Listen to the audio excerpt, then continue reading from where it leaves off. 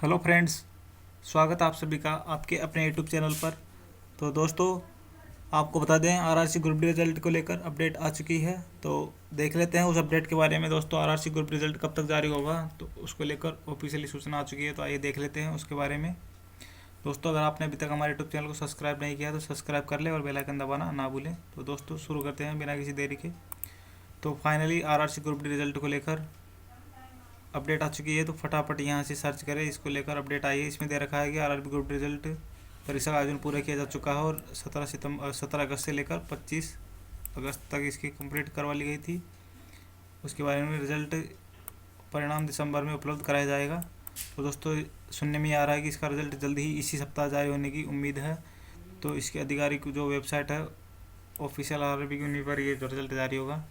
तो अपने registration number और आईडी पासवर्ड से आप अपना रिजल्ट चेक कर पाएंगे। तो दोस्तों, रिज़ल्ट का परिणाम काफ़ी समय से इंतज़ार में है। तो दोस्तों, ये बहुत बड़ी अपडेट है। तो जल्द ही इसका रिज़ल्ट आपको देखने को मिलेगा। तो जैसे रिज़ल्ट आएगा तो हम आपको इन्फॉर्मेशन दे देंगे। तो जुड़े रहें हमारे यूट्यूब चैनल से। मिलते हैं अगली वीडियो में। धन्यवाद।